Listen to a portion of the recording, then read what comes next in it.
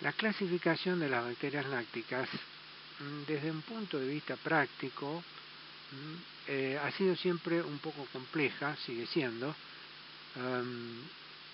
y siempre se ha buscado de poder lograr una rápida clasificación cuando estamos tratando de aislar microorganismos de este tipo a partir, como se hace habitualmente, de productos naturales donde se encuentran. Puede ser de la leche, de la carne, etc. Hace 100 años aproximadamente, un investigador que fue el primero que estudió la taxonomía de bacterias lácticas más o menos en detalle con un criterio práctico, que fue Orla Jensen, como figura ahí abajo. Insisto, esto fue hace aproximadamente 100 años atrás. Hizo una clasificación relativamente simple que en buena medida todavía se sigue utilizando. Entonces, arriba, bacterias no formadoras de esporo, inmóviles, gram positivas. Discúlpenme, esto está en idioma italiano, es bastante similar al nuestro. Además, los géneros y especies bacterianas en nombres de uso universal, solamente que en el italiano no usan la H, por eso homo y heterofermentativo no tienen la H. Entonces, arriba, imaginemos el aislamiento de un microorganismo, hacemos un gram y vamos a observar bacilos o cocos gram positivos, no móviles, no formadores de espora. A partir de ahí ya tenemos una primera diferenciación. Si son cocos, van a pertenecer a la familia de los streptococos. Si son bacilos, a la familia de lactobacilos. Recordemos la taxonomía, familia, género, especie. De los streptococos, entonces, según cómo utilicen los hidratos de carbono, por homo o por heterofermentación, podemos separar dos grupos. Si son homofermentativos, dependiendo de la forma que se dividen, si lo hacen en dos planos, vamos a estar en presencia de pediococos, género pediococos. Si se dividen en dos planos, vamos a estar en presencia del género streptococos. De esos entonces, de la familia Streptococcaceae, los miembros que son heterofermentativos, fundamentalmente pertenecen, dentro de las bacterias lácticas, al género Leuconostoc. Por el otro lado entonces, bacilos gram positivos, no formadores de esporas, inmóviles, pertenecen a la familia de las Lactobacilláceas.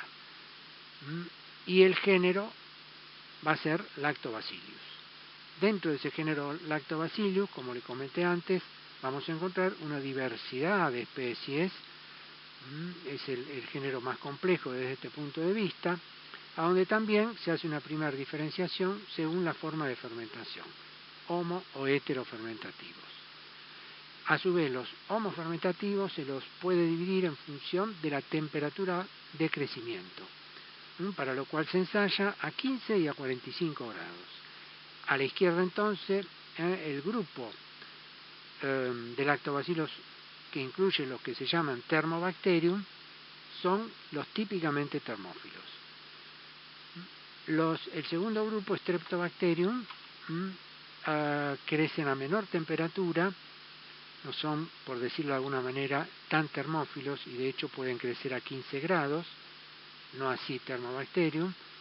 Y por último, de los heterofermentativos, que pueden crecer lo mismo entre 15 y 45 grados, se diferencia por la heterofermentación como grupo Beta-Bacterium. Entonces, con muy pocas reacciones podemos hacer una primera clasificación, obviamente llegando hasta género solamente. Para identificar la especie, la cosa ya se hace bastante más compleja.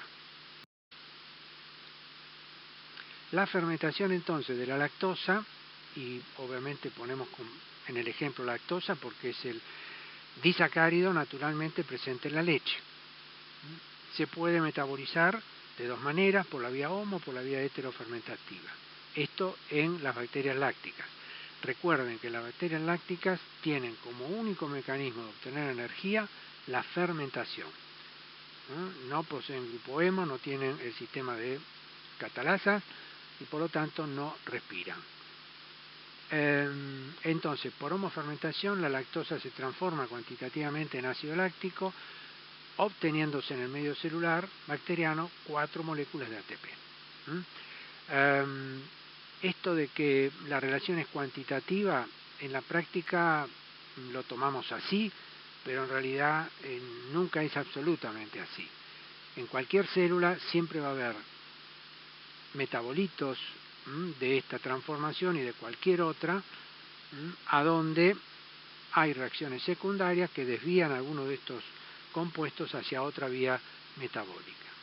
Entonces en realidad se puede transformar entre un 90-95% de lactosa en ácido láctico. Pero insisto, en la práctica lo tomamos como una relación cuantitativa. En cuanto a la heterofermentación, va a rendir la mitad de ácido láctico, es decir, de toda la lactosa, la mitad se convierte en ácido láctico y la otra mitad en acético o bien en etanol y dióxido de carbono. Si el microorganismo tiene el sistema enzimático de la reductasa que transforma el acético en etanol, todo el acético va a terminar como etanol. Dióxido de carbono y por supuesto ATP.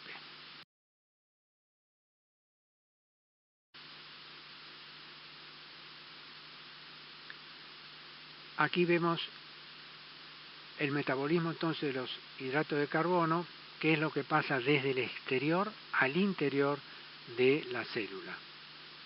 Arriba tienen a la izquierda lactococos, a la derecha lactobacillus, streptococcus y leuconostoc, conformando los 4 géneros de bacterias lácticas que habitualmente utilizamos en la fabricación, sobre todo de productos lácteos fermentados. A la izquierda tienen los lactococos. Recordemos que los lactococos son mesófilos. En los lactococos, tanto la lactosa como la galactosa no pueden ingresar a la célula, sino es por un mecanismo de transporte activo. Lo que tienen ahí es marcado como PTS, es un sistema de fosfotransferasa. Ese sistema utiliza el fosfonol pirúvico como fuente de energía, es decir, el ingreso de la lactosa y la galactosa requiere consumo de energía. Y en esa transformación, obviamente el hidrato de carbono se fosforila, lo cual le va a permitir ingresar como glucosa o galactosa 6-fosfato en la vía fermentativa particular. Por el otro lado, lactobacillus, streptos y leuconostoc, fundamentalmente lactosa y galactosa, ingresan a la célula sin consumo de energía, es decir, pasan con la ayuda de una permeasa, nada más. Por lo tanto, no se fosforilan al ingresar, sino que se tienen que fosforilar una vez ingresados al interior de la célula. Ahí se pueden distinguir 3 vías metabólicas que tienen que ver con el proceso de fermentación. Por supuesto, las 3 vías metabólicas llegan a el ácido pirúvico o piruvato como producto final. En realidad, todo esto es lo que conocemos como vía glucolítica. El proceso de fermentación propiamente dicha comienza con el piruvato. Estas 3 vías entonces glucolíticas son: a la izquierda tienen la vía de Leloir. Si no lo conocen o no lo han visto antes, Luis Federico Leloir ha sido el segundo premio Nobel argentino en el área de ciencias. En el año 1970 obtuvo el premio Nobel de Química por el descubrimiento de esta vía metabólica, que es una vía reversible y permite, entre otras cosas, sintetizar los hidratos de carbono de reserva, el almidón en los vegetales, el glucógeno en los animales. Acá lo estamos tomando la vía de Leloir como una vía degradativa, a donde la lactosa transformada en galactosa, esa galactosa se fosforila y se epimeriza para convertirse en glucosa 1-fosfato, que luego pasa a glucosa 6-fosfato e ingresa en la vía degradativa hasta el ácido pirúvico. Esta vía entonces es importante, no tan importante en el caso de la fermentación láctica, pero sí es importante, insisto, y le ha valido, como les dije antes, el Premio Nobel de Química en 1970 a Luis Federico Leloir. Anteriormente, en 1947, el doctor Bernardo Hussey obtuvo el primer Premio Nobel en Ciencias de Argentina y de Latinoamérica, por sus estudios sobre el metabolismo de los hidratos de carbono. Y luego Luis Federico Leloir, como le comenté recién, que fue discípulo de Bernardo Hussey, en 1970 el Premio Nobel de Química. Posteriormente, en 1986, hubo un tercer Premio Nobel para un argentino en el área de ciencias, y les recuerdo que es Argentina el único país que tiene 3 Premios Nobel en ciencias. El tercero entonces fue César Milstein en 1986, junto con un investigador alemán, que descubrieron y desarrollaron la técnica para obtener anticuerpos monoclonales muy importantes en el diagnóstico y también en la terapéutica de algunas enfermedades. Muy bien. La vía de la glucólisis es la vía clásica de degradación de la glucosa, que ingresa como fosforilándose a glucosa 6-fosfato para llegar al piruvato, y a la izquierda vía de la tagatosa 6-fosfato, por donde pueden ingresar la galactosa y también algunas pentosas.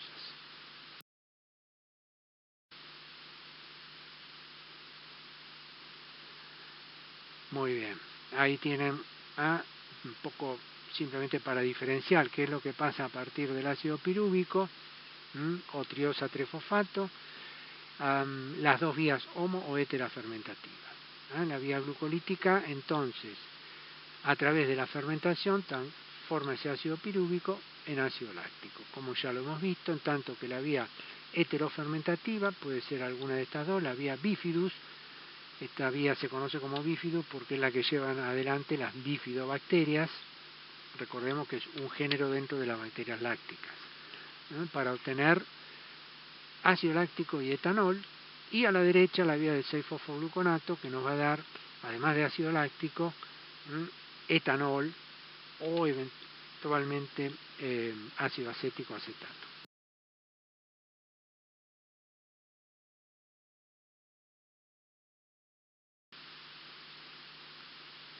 Entonces, según los microorganismos que participan dentro de los 4 géneros de bacterias lácticas, Lactococcus requiere del transporte con consumo de energía para metabolizar la lactosa por homofermentación, rindiendo 4 moléculas de ácido láctico. También se diferencian el ácido láctico que producen las bacterias lácticas según su estereoisomería. Puede ser levógiro o destrógiro.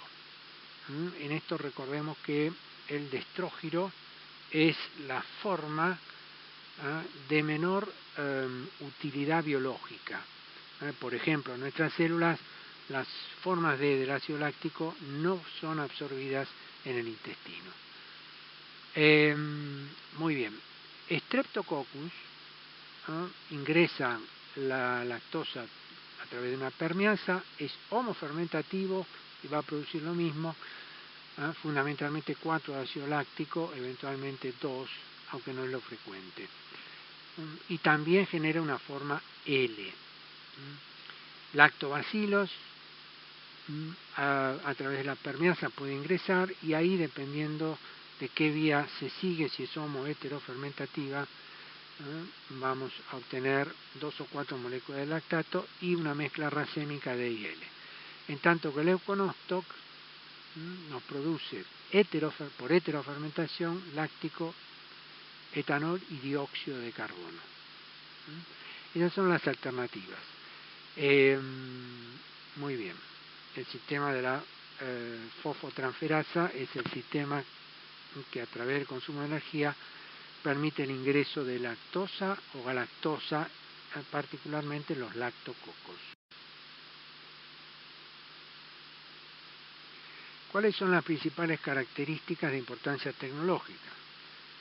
Esto es importante porque cuando queremos seleccionar microorganismos para utilizar en un proceso fermentativo para fabricar un alimento, tenemos que buscar de ese microorganismo, seleccionar aquellas cepas que tengan mejores propiedades para ese proceso de fermentación.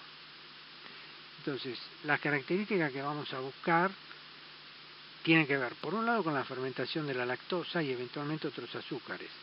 Esa vía fermentativa que hemos visto incluye obviamente la lactosa, porque es el disacárido naturalmente presente en la leche, pero también otros monosacáridos, que puede ser la glucosa, hasta inclusive alguna pentosa.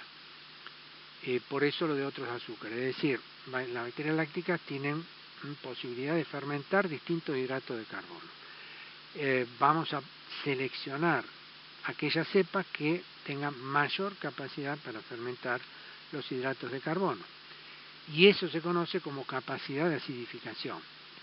Ahí entran en juego dos características.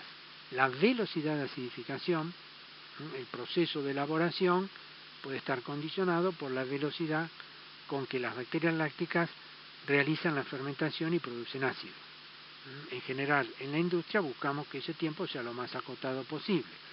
Entonces, podemos seleccionar las cepas en base a la velocidad de acidificación y también a la resistencia que tengan al ácido láctico.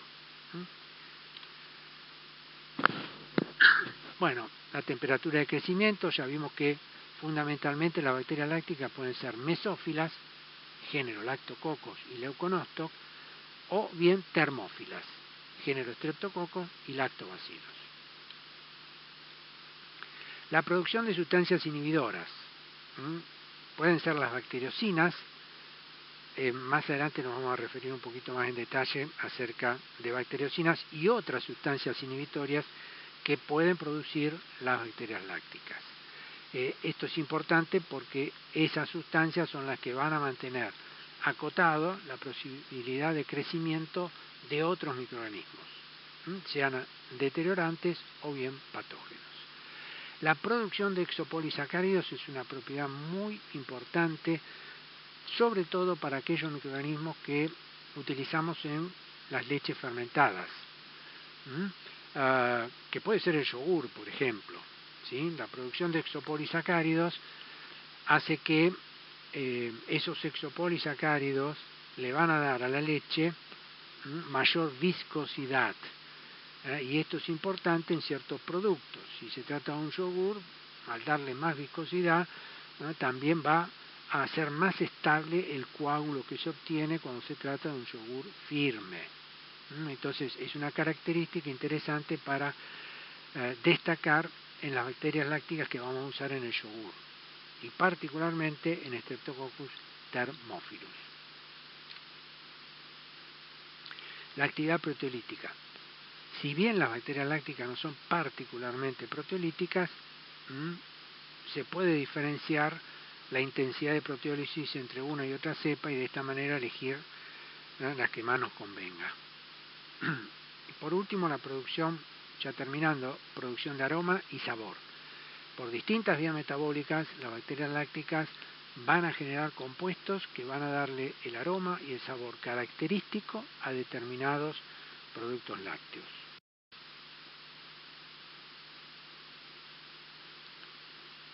Otras características importantes. Ya habíamos dicho que no se multiplican debajo de los 10 grados centígrados. ¿Qué significa esto? ¿Qué importancia práctica tiene? Si yo no quiero que la leche se acidifique previo a su procesamiento, obviamente tengo que refrigerarla para evitar el crecimiento microbiano. Como naturalmente hay bacterias lácticas en la leche, si la leche se acidifica, obviamente va a tener un impacto importante sobre la estabilidad, en particular de las caseínas. Y eso hace que luego esa leche sea más sensible a cualquier tratamiento de calentamiento. Entonces, las bacterias lácticas, si bien están presentes en la leche, tenemos que evitar que se multipliquen para que no generen ácido láctico y disminuyan las propiedades de la leche. esto lo habíamos visto en microbiología de la leche, ¿no es cierto? La acidez natural está entre 14 y 16 grados Dornick, esto significa 0,14 a 0,16% de ácido láctico, eso va a soportar cualquier tratamiento térmico, y en la medida que se vaya acidificando va a ser más sensible al calentamiento, ¿no? Y obviamente si la leche está acidificada y se calienta, lo primero que sucede es que se coagula la caseína. Muy bien.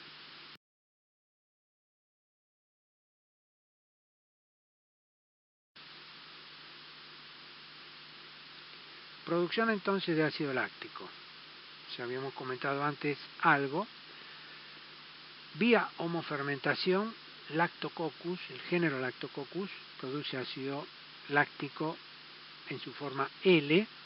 Recuerden que puede ser L o D, tiene un carbono asimétrico, hasta llegar a una concentración de aproximadamente 0,4-0,5% de ácido láctico. Entonces yo voy a utilizar lactococos en productos que pueda incubarlos a temperaturas medias, porque los lactococos son mesófilos, y a donde no pretenda una acidez que supere ese valor de 0,4-0,5% de ácido láctico. Streptococcus thermophilus, también homofermentativo, pero como el nombre lo dice, es un termófilo, crece entre 40 y 45 grados. También produce el isómero L y puede tolerar hasta 0,60 aproximadamente de ácido láctico, es decir, un poco más que los lactococos. Este microorganismo es uno de los que típicamente utilizamos en el yogur. Por otro lado, los lactobacilos, aquellos que son homofermentativos, también pueden producir tanto la forma L como la forma D, o bien la forma racémica del ácido láctico. Y pueden tolerar, hay un rango bastante amplio de resistencia al ácido, que puede llegar hasta 2,50% de ácido láctico. Esa es una acidez muy alta. Por supuesto, si fuera leche va a estar totalmente coagulada y el suero va a estar a un pH de 3,2, 3,3. No se va a utilizar en cualquier producto, ya vamos a ver en cuáles. Luego tenemos dentro de los heterofermentativos Leuconostoc, que produce solamente el isómero D, con 0,4 a 0,6% de tolerancia de ácido láctico, similar a los lactococos, y los lactobacilos heterofermentativos, que pueden tolerar 0,6, 0,7, produciendo generalmente la forma racémica. ¿Qué importancia tiene que produzcan la forma D o la forma L? La forma L del ácido láctico es la forma que tiene menor utilidad desde el punto de vista biológico. Es decir, si una célula, sea microbiana o nuestras células, quiere utilizar ácido láctico y es de la forma D, le va a ser más difícil poder utilizarlo. Por ejemplo, no son absorbidos en el intestino, o no es utilizada la forma D por bacterias que en algunos casos utilizan el ácido láctico para transformarlo en ácido propiónico. Así que también es una característica que a veces hay que tener cuidado en su selección.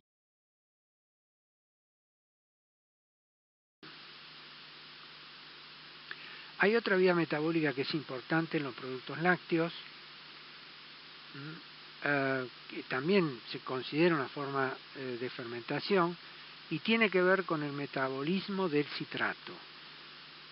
En la leche, naturalmente hay citrato o ácido cítrico, que puede ser utilizado por algunos microorganismos. Ahí lo tienen arriba a la derecha. Lactococcus lactis, la subespecie lactis, Diobardia acetilactis, puede realizar esta fermentación. Y Leuconostoc mesenteroides, subespecie cremoris, también puede metabolizar el citrato. Son dos microorganismos mesófilos. metabolismo del citrato lo pueden realizar las células bacterianas siempre que cuenten con fundamentalmente la segunda enzima que tienen ahí a la izquierda, la citratasa, que es la enzima capaz de transformar el ácido cítrico en acético y oxalacético. Luego ese oxalacético se va a descarboxilar para formar el ácido pirúvico, y a su vez ese ácido pirúvico piruvato puede provenir de la vía fermentativa. Luego el ácido pirúvico se va a transformar en acetaldehído y en diacetilo, compuesto que ahí está abajo a la izquierda, subrayado y destacado. ¿Por qué? Porque es un componente muy importante en el aroma, en el sabor de algunos productos lácteos, particularmente en la manteca y también en algunos quesos. A su vez el diacetilo es un compuesto químicamente muy poco estable. Puede haber actividad de algunas reductasas que lo van a convertir en acetoína, 2,3-butirenglicol, proceso que se utiliza en la industria para obtener ese alcohol, por ejemplo. Fíjense que esta vía metabólica genera bastante dióxido de carbono. Ahí tienen 3 puntos donde se genera dióxido de carbono, con lo cual va a estar limitada su utilización a aquellos productos donde no se requiere la presencia de gas.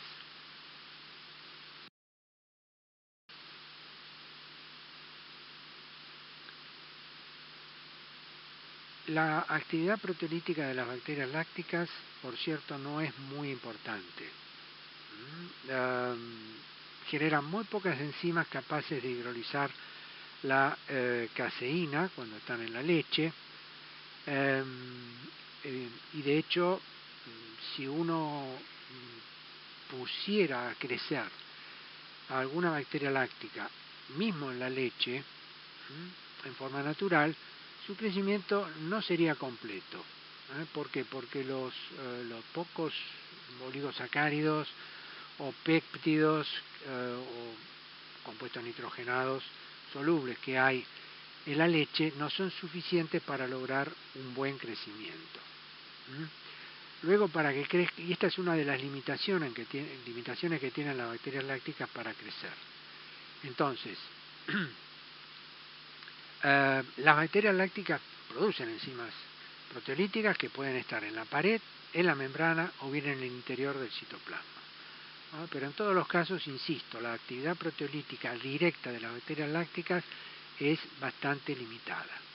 Pueden ser endopeptidasa, que actúan sobre ligopéptidos, tripeptidasa, di, amino, algunas peptidasas específicas a donde los péptidos a degradar tienen o contienen prolina. Esto es importante tecnológicamente porque algunos pequeños péptidos con prolina suelen ser origen de sabores amargos, sobre todo en productos fermentados como son algunos quesos. ¿Cuándo son importantes estas enzimas proteolíticas? Son importantes porque participan en el proceso de maduración de los quesos. Durante la elaboración de los quesos, las bacterias lácticas intervienen en la primera etapa, produciendo rápidamente ácido para llevar adelante la elaboración y alcanzando concentraciones muy elevadas en la masa del queso recién elaborado. A partir de ahí, esas bacterias lácticas ya llegaron a la fase de crecimiento exponencial y por lo tanto al máximo recuento que se puede obtener. Luego, durante el proceso de maduración de esos quesos, esos microorganismos van a entrar en fase de muerte. Y al entrar en fase de muerte significa que va a haber células que se lisan y liberan su contenido citoplasmático en la masa del queso. Y es ahí donde esas enzimas proteolíticas van a participar del proceso de maduración de los quesos.